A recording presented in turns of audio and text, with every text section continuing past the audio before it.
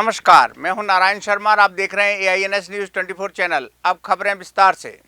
छत्तीसगढ़ के मुख्यमंत्री भूपेश बघेल ने भारतीय जनता पार्टी को करप्ट लोगों की पार्टी कहा। उन्होंने कहा कि इस पार्टी के नेता 40% कमीशन, अडानी और महंगाई पर कुछ नहीं बोलते, वे सिर्फ धर्म की राजनीति करते हैं। मुख्यमंत्री ने भगवान राम और बजरंगबली को आराध्य बताते हुए उन्हें लेकर रामायण, राम की मूर्ति स्थापना समेत कई कार्य अपनी सरकार द्वारा कराए जाने की बात कही। बजरंगबली बोलने में किसी को कोई तकलीफ नहीं। तो छत्तीसगढ़ में रामायण कराते हैं, 15 साल इनके राज हुआ, कभी कराए? कभी कौशल्या माता का मंदिर बनवाए, जीर्णोद्धार कराए? श्री नारायण के राज्य में राम की मूर्ति किसने स्थापना की? और पूरे राज्य में हम न केवल रामायण करा रहे हैं, बल्कि जो रामायण समिति है उसको भी 5000 रुपया हम लोग सम्मान निधि दे रहे हैं। तो ये दोनों को एक ना करें। बजरंगबली जी, हनुमान जी अलग हैं, वो हम सब के आराध्य हैं। और ये जो कह रहे हैं मोदी जी अब 40% कमीशन के बारे में क्यों नहीं बोलते भाई? अडानी के बारे में क्यों नहीं बोलते? जब से अडानी घटना हुआ है तब से एक बार भी नहीं बोले। देश के सारे अभी अब अरुणाचल प्रदेश में आग लगी है, 12 में से 8 जिला में देखते ही गोली मारने का आदेश है। डबल इंजन की सरकार है वहाँ, उसके बारे में क्यों नहीं बोल रहे हैं? तो जो खुद के बारे में बताएं, अपनी पार्टी के बारे में बताएं। करप्ट लोगों की पार्टी बन गई भारतीय जनता पार्टी। बस्तर टाइगर के नाम से मशहूर रहे स्वर्गीय महेंद्र कर्मा के पुत्र स्वर्गीय दीपक कर्मा की दूसरी पुण्यतिथि मनाई गई। उनके गृह ग्राम फरसपाल में आयोजित हुए इस पुण्यतिथि कार्यक्रम में परिवारजनों के साथ कांग्रेस के नेतागण और स्थानीय लोग बड़ी संख्या में शामिल हुए। स्वर्गीय दीपक कर्मा की मृत्यु कोरोना काल में जन सेवा के दौरान हुई थी। वे सामाजिक कार्यों में हमेशा लगे रहने के कारण आसपास के क्षेत्र में काफी लोकप्रिय थे। इस जन्म में उनकी कमी तो कभी पूरी नहीं हो पाएगी, लेकिन एक हमने देखा कि एक अच्छे भाई के साथ साथ वो बहुत अच्छे सेवक भी रहे हैं। मैंने अपने जीवन में ऐसे व्यक्ति नहीं देखा जिनका आप पूरे, मैं बाहर की तो नहीं जानता, लेकिन हम अगर दंतेवाड़ा ज़िले की बात करें, दंतेवाड़ा, बीजापुर, सुकमा, हमारा जो पुराना दंतेवाड़ा ज़िला, मैंने आज तक उनका कोई दुश्मन नहीं देखा। मतलब इतने मिलनसार और सरल स्वभाव के व्यक्ति थे। छत्तीसगढ़ लोक सेवा आयोग की 2021 की परीक्षा के परिणाम अभी तक घोषित नहीं किए गए हैं, जिसे लेकर भारतीय जनता पार्टी ने सवाल खड़े किए। पार्टी के प्रदेश महामंत्री विजय शर्मा ने आरोप लगाया कि PSC के परिणामों को घोषित न करके सरकार अपनी विश्वसनीयता खो रही है। विजय शर्मा ने कहा कि इस विषय को लेकर सरकार को स्पष्टीकरण देना चाहिए। CGPSC 2021 में 509 लोगों ने 30 सितंबर 2022 को 171 पदों के लिए, जिसमें डिप्टी कलेक्टर, नायब तहसीलदार और DSP आदि पद हैं, साक्षात्कार दिया था।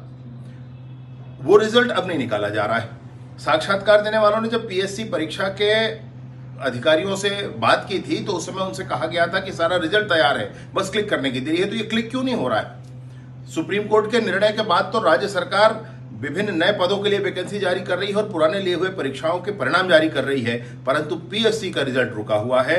यह प्रश्न चिन्ह है। बाजार में चर्चा है लेन देन की, यह गलत है।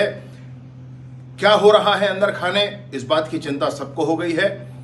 PSC को इस बात में रिजल्ट जारी करना चाहिए, विश्वसनीयता बनाकर रखनी चाहिए, क्योंकि सरकार की विश्वसनीयता तो ऐसे ही कम है इन विषयों पर। किस तरीके से कुणाल शुक्ला OBC आरक्षण के विरोध में जाकर के हाई कोर्ट से स्टे लेकर के आते हैं और सरकार तुरंत उनको मंत्री पद से नवाजती है। ST आरक्षण के लिए जो हाई कोर्ट में विरोध में गए थे, उनको भी स्टे मिलने के बाद सरकार ने मंत्री पद से नवाजा था। तो ये जो प्रक्रियाएं सरकार ने की है, इसके कारण सरकार की विश्वसनीयता बहुत कम है इस विषय पर। इसलिए मैं सरकार से भी आग्रह करता हूं कि नौजवानों के लिए, इन PSC के फाइटर्स के लिए, इन प्रतिभागियों के लिए आपको घोषणा करनी चाहिए, आपको बताना चाहिए कि इस बार ऐसा कुछ नहीं होने वाला है। सरकार को, पूरी जनता को, पूरे नौजवानों को आश्वस्त करना चाहिए। छत्तीसगढ़ भारतीय जनता पार्टी के नेता प्रतिपक्ष नारायण चंदेल के छत्तीसगढ़ की अर्थव्यवस्था को लेकर दिए गए बयान पर मुख्यमंत्री भूपेश बघेल ने स्पष्ट किया कि देश की अर्थव्यवस्था की तुलना में छत्तीसगढ़ की अर्थव्यवस्था काफी बेहतर है।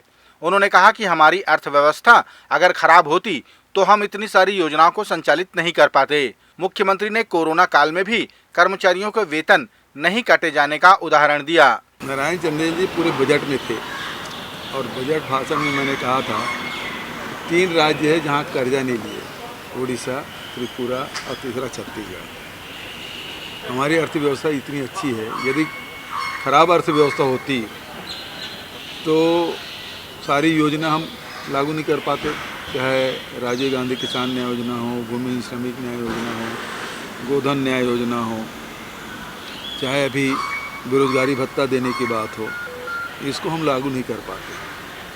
और जहाँ तक के तनख्वाह बांटने की बात है तो हम लोगों ने कोरोना काल में भी किसी कर्मचारी का, किसी विभाग के कर्मचारियों का वेतन में कटौती नहीं की, जबकि उस समय देश के 6 राज्यों में 30% की कटौती की गई थी। भारत सरकार ने खुद सांसदों के जो MP लेड है उसको 2 साल तक ख़त्म कर दिया, उनके तनख्वाह 30% कटौती कर दी। तो अर्थव्यवस्था हमारी अच्छी है कि भारत सरकार की अच्छी है। मई महीने में भारतीय जनता पार्टी सरकार की एक महत्वाकांक्षी योजना के खिलाफ अभियान प्रारंभ करने जा रही है, जिसे नाम दिया गया है जाबो गौठान खोलबो पोल। इस अभियान के संयोजक पूर्व कलेक्टर OP चौधरी हैं। उन्होंने बताया कि बिहार के चारा घोटाले से भी बड़ा घोटाला छत्तीसगढ़ में गोबर घोटाला के रूप में सामने आएगा। चौधरी ने कहा कि इसकी लंबे समय से रिसर्च की जा रही है और जल्द ही इस घोटाले का पर्दाफाश किया जाएगा। बिहार के चारा घोटाले से भी बड़ा घोटाला छत्तीसगढ़ का गोबर और गोठान का घोटाला है। और मैं यही कहना चाहूंगा कि कई बार ये लोग जो गलती कर रहे हों, बड़ी गलती कर रहे हों, तो कई बार गलती करने भी देना चाहिए विपक्ष को। और मैं यही कहना चाहूंगा कि अभी बहुत बड़े पैमाने पे गोठान के खिलाफ हम एक मुहिम चालू करने जा रही है हमारी पार्टी, बहुत जल्दी इसी महीने में, लगभग मई महीने में ही होगा। और चलबो गोठान खोलबो पोल हमारा जो अभियान चालू होने वाला है वो चलबो गोठान जाबो गोठान खोलबो पोल है ना, ऐसे हम उसका नामकरण कर रहे हैं। और इसका प्रदेश स्तर पे मैं ही संयोजक हूँ इस आंदोलन का, और मई महीने में ही ये लॉन्च होगा। और जितने इसमें भ्रष्टाचार हुए हैं, गड़बड़ हुए हैं, सारे विषय को हमने रिसर्च करके रखा हुआ है और बहुत जल्दी आप लोगों के बीच में पत्रकार वार्ता के रूप में भी इस विषय पर लाएंगे। सारे डेटा इनके काला चिट्ठा को हम लोग रखे हुए हैं, तो उसको बहुत जल्दी खोलेंगे और बड़ा व्यापक आंदोलन इसमें जो भ्रष्टाचार किया जा रहा है उस पर हम लॉन्च करेंगे। कोंडागांव जिले के केशकाल विधायक संतराम नेताम अपने विधानसभा में काफी लोकप्रिय हो रहे हैं, क्योंकि वे लगातार सघन जनसंपर्क कर रहे हैं। शनिवार को वे सुबह सुबह मोटरसाइकिल पर सवार होकर जनता के बीच जा पहुंचे। इस तरह उन्हें अपने बीच पाकर ग्रामीण भी बेहद खुश हुए। इस दौरान उन्होंने ग्रामीणों की समस्याएं सुनी और क्षेत्र के विकास कार्यों का जायजा लिया। विधायक नेताम ने इस दौरान ग्राम माहुरबेड़ा, हरवेल, चिपरेल, छत्तीसगढ़ भारतीय जनता पार्टी के नेता प्रतिपक्ष ने बयान दिया था कि कांग्रेस पार्टी के कई नेता उनके संपर्क में हैं। इस बयान पर मुख्यमंत्री हंस पड़े और कहा कि नारायण चंदेल पहले अपने नेताओं के संपर्क में तो रहें। मुख्यमंत्री ने कहा कि बस्तर में उनकी पार्टी के नेता बैठक करते हैं और नेता प्रतिपक्ष गायब रहते हैं। उन्होंने भाजपा के कुछ नेताओं का नाम लेकर उन्हें नेपथ्य में धकेले जाने की बात कही। नारायण चंदेल जी अपने नेताओं के संपर्क में तो रह लें, बस्तर में बैठक होती, नारायण चंदेल जी गायब रहते हैं, नेता प्रतिपक्ष। तो ये जितने नेता हैं पुराने, जिसमें रमन सिंह जी हो गए, धरमलाल कौशिक जी हो गए, नारायण चंदेल जी, सबको नेपथ्य में धकेल दिया गया। छत्तीसगढ़ भारतीय जनता पार्टी के प्रवक्ता दीपक मस्के ने छत्तीसगढ़ कांग्रेस के कार्यकाल को सनातन धर्म का उत्पीड़न का कार्यकाल कहा। उन्होंने कहा कि जब से छत्तीसगढ़ में कांग्रेस की सरकार बनी है तब से तुष्टीकरण की राजनीति प्रारंभ हो गई है। मस्के ने बजरंगबली और बजरंग दल को लेकर कहा कि कांग्रेस भगवान और भक्त के बीच अंतर करने की कोशिश कर रही है। मुख्यमंत्री भूपेश बघेल का कहना है कि उन्हें बजरंग बली की जय बोलने से कोई परेशानी नहीं है। समझ में नहीं आता कि अगर उन्हें परेशानी नहीं है तो बजरंग बली की जय बोलने और बुलवाने वालों से उनको क्या परेशानी है। उनका यह भी कहना है कि बजरंग बली और बजरंग दल अलग अलग हैं। तो बताइए उनको यह अधिकार किसने दिया कि भगवान को भक्त से अलग कर दें।